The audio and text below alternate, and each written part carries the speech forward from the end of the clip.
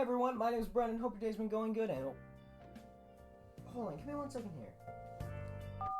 Hello? Hey Pikmin is a bomb-ass game. It's Fuck probably you. the best Pikmin. Well, that absolutely insulting comment can mean only one thing: my friends are coming over. Now I just gotta figure out what to play. Now I'd say the Switch would be a good option, but my Joy-Cons are drifting like crazy and I don't think that's gonna work out.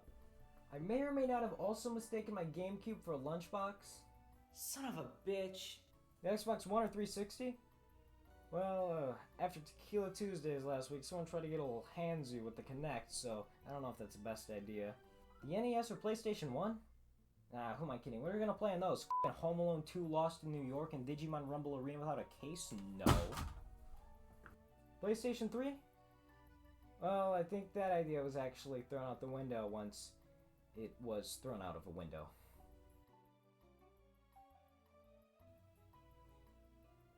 What? Did you actually think I was gonna throw a PS3 out of a window? I may be crazy, but I'm not a savage.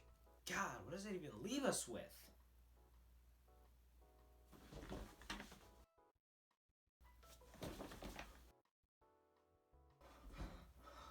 No!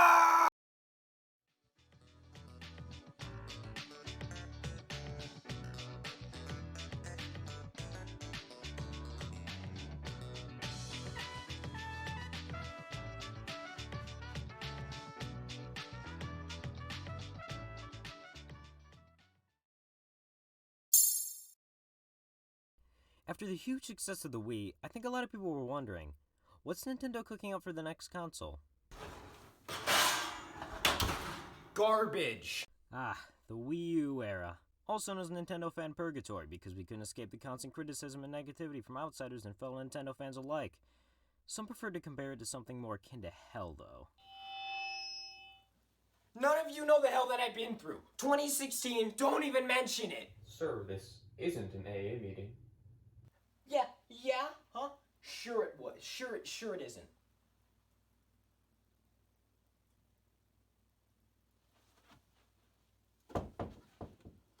Who the f*** is Ted? Despite what the majority may believe, I don't actually think the Wii U was terrible. Was it perfect? No. Was it great? No, but it wasn't Judgment Day levels of ass, so it has that going for it, I guess. Jokes aside though, I want to start by first giving a brief history of the Wii U so I can explain why it was so underwhelming for so many.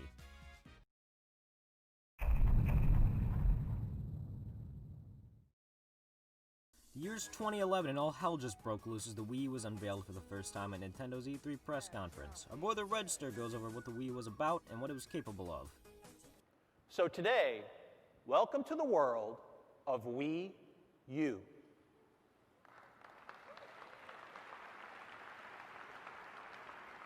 It's a system. After taking a good chunk of time from the conference explaining what the Wii U was, people still had a question itching in their minds. What the piss was a Wii U? Well, roughly 14 million units sold 9 years later, people are still asking that question. The Wii U launched on November 18, 2012 in North America at a critical meh. Not many knew what it was for numerous reasons, leading to its eventual failure and status as the worst-selling Nintendo system. It's a wonderful day. So what was the Wii U? Basically, the Wii U is, as I like to refer to it, a souped-up Wii with a tablet for a controller. The Wii U Gamepad will allow you to play certain games straight from it, even if someone else was using the TV, as long as you were within range of the Wii U console itself, that is. Now, this was a cool idea in concept, but it mainly just made playing certain games more convenient than before. Want to play some Mario Kart while laying in bed? Go for it. Want to play Pikmin 3 in the other room, or even on a different floor, if it doesn't disconnect? Go for it. Want to make a level in Mario Maker while taking a shit? As long as the Wii U Gamepad is within range of the Wii U, go for it. The Wii U initially released with an 8GB model at a price of $300 and a deluxe model that cost $350. By September 20th of 2013 though, the deluxe version would be getting a price drop to $300 and Nintendo Land bundled in, with the standard model of the console being phased out entirely.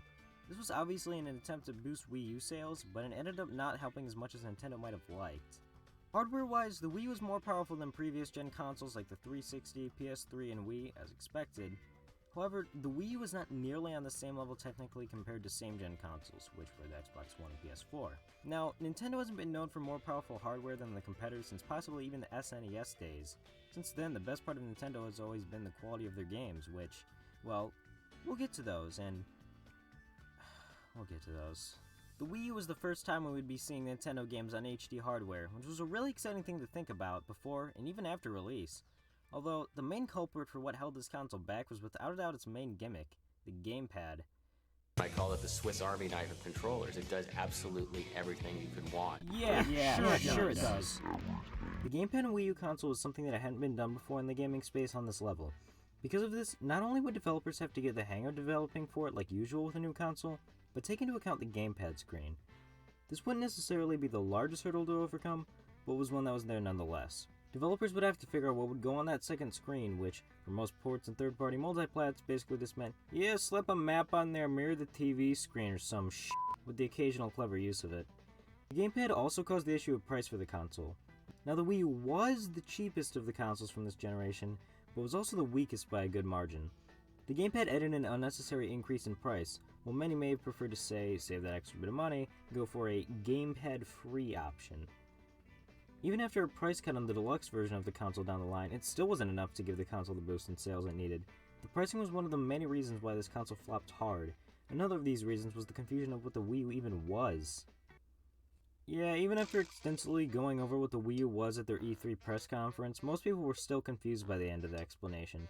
Was it a new console, or was it just an add-on for the Wii? Well, the latter seems like it was the most believed of the two, as seen from the system's poor performance throughout its life. One of the leading factors of this confusion was the name Wii U. The Wii had multiple accessories and games with the name starting in Wii, like the Wii Wheel, Wii Motion Plus, Wii Play, Wii Balance Board, and Wii Vitality Sensor. Wait, what the fuck? Having a new console named Wii U on top of all of that would have just added to confusion. And it did. A lot. I don't think that Nintendo clarified enough that the Wii U was its own separate console from the Wii, which is extremely evident throughout all of its marketing, as well as the ads themselves just being poorly made on top of that. The ads almost always aimed for a younger audience, which was an extremely poor decision to go with. Not only will those kinds of ads push away an older audience from wanting the system, but it will also push away the younger audience as well. I mean, think about it. If you were a super young kid, would you want to buy the super lame console that all of the kids are playing, or the cool new consoles that all of the older kids are playing? Just a thought. To give you some more context as to why these commercials were flops, I'll quickly run through some of the more infamous ones, as well as the ones that just lack the quality needed to get the consumer hooked on the console. So, grab your hot button popcorn and watch as we delve into the depths of misery. We'll make this quick. Family time's dropping fast, people. Boo! Time to upgrade to Wii U. Okay, now this is said a couple times both in this ad and others, but pay attention to the word upgrade in reference to the Wii U, and I'll talk about it a little more once this ad is over. Wait a minute, did they say family time was dropping fast? Oh shit! With Wii U, we can play Super Mario 3D World. Find secrets with the Wii U Gamepad.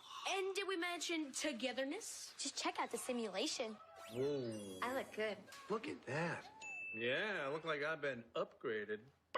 Get the gift of family when you upgrade to Wii U for $299.99. Game rated E for everyone. Now, aside from the acting and lines in that ad being, well, bad, the term upgrade is used 3 times throughout it. Now, this normally wouldn't be a huge deal, but when you're constantly referring to your new console as merely an upgrade to the Wii with an already confusing naming convention, you're not going to think of the Wii U as a new console. You're going to likely think of it as it's referred to, an upgrade, like a new model of the Wii or a separate Gamepad add-on. The Wii U being referenced as nothing more than an upgrade happens a few times throughout some of its other ads as well. So, reluctantly, let's keep watching these. Here's why we need Wii U. We're losing family time. Oh god, we're doing this again. Losing isn't fun, is it? No, not at all. I never lose. But upgrading to Wii U is. So check under your seats and check out Wii Sports Club. With Wii Sports Club, you can play together and finally compete online against other families. Because these guys think they're better than us. What? No one's better than me. You want to bet? Oh, it is time for Wii U. Get the gift of family phone when you upgrade to Wii U for $299.99. Game rated E for everyone. So, you want a Wii U this holiday? We'll watch and learn. Here's Mom. We already have a Wii, Sweetiekins. Here's you. Wii U is a total upgrade, Mother. Did you get younger? It has Super Mario 3D World, Legend of Zelda: The Wind Waker HD, and Rayman Legends. Oh, yeah. And it comes with 2 free games. Hot button popcorn, that's a deal.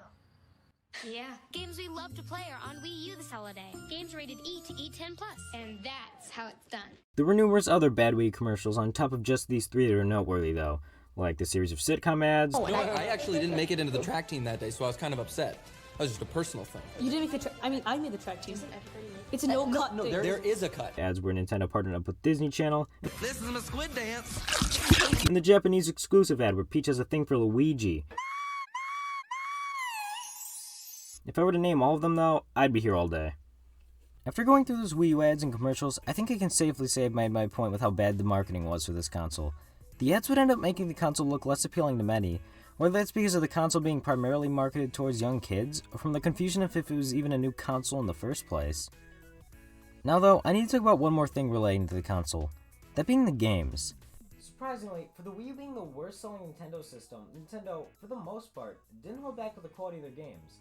Now, it wasn't GameCube levels of dedication, but there's still some really quality titles nonetheless. Stuff like Mario Kart 8, Super Smash Bros., Xenoblade Chronicles X, Super Mario Maker, Kirby and the Rainbow Curse, the 3D Zelda remakes, and even having Bayonetta 2 as a console exclusive, just to name a few. A new IP was even created as a new third-person shooter game in the form of Splatoon, which has easily become one of my top favorite Nintendo franchises. Nintendo even brought back the Pikmin franchise with Pikmin 3. After 9 years! Hold on, give me a second here. Nintendo, what were you doing? People were waiting 9 years for Pikmin 3. People went from being children to adults during that time, and now we've been waiting 7 years for Pikmin 4? What the fuck? Security? The Nintendo boy is back? You ever played Pikmin 3? Oh, alright, sorry about that. Where was I? Oh yeah, Animal Crossing Amiibo Festival exists for some reason.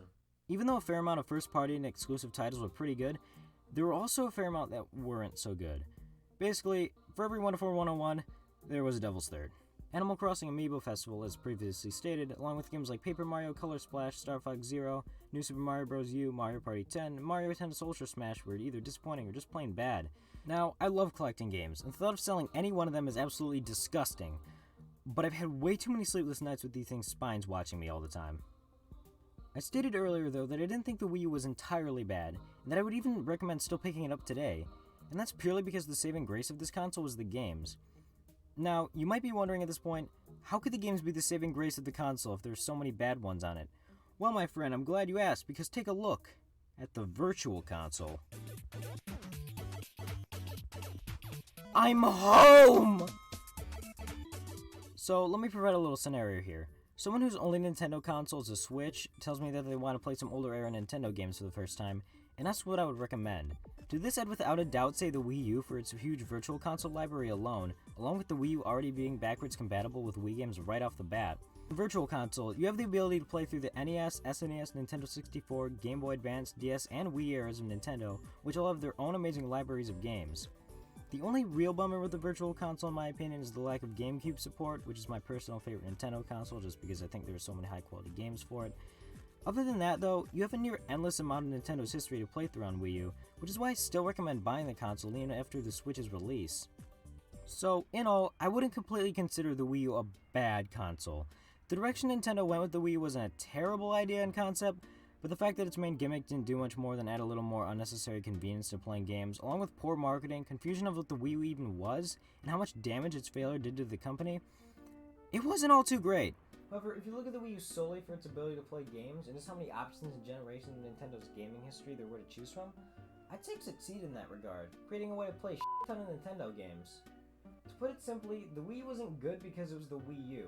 It was good because it had nearly every other Nintendo generation as crutches to hold it up. There's one other way in which the Wii U succeeded, though. This again didn't relate to what the Wii U itself was, but rather what it would be the foundation of. Wii U had the ability to make your console become portable, even if it was just in a minor fashion. After the Wii U's failure, Nintendo likely looked at this idea of a portable console that they had sort of created with the Wii U, and decided to expand upon it. This brings us to today, where the Nintendo Switch is selling like crazy, quickly going on track to becoming one of Nintendo's most popular systems ever. Without the Wii U's failure, Nintendo might not have had the success it's currently having. The Wii U was a misstep, but an important misstep. A nudge in the right direction for where to take the company, and the building blocks for what was to come. So, Nintendo's starting to recover from the losses it took back during the Wii U era, and has an extremely promising future.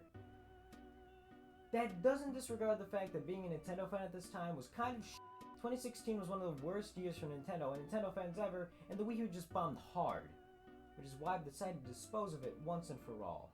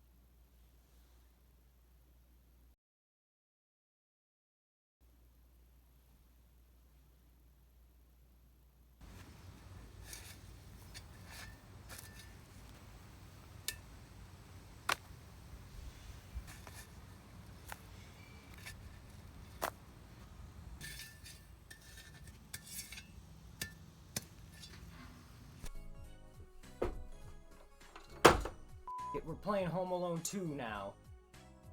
They're gonna love this game.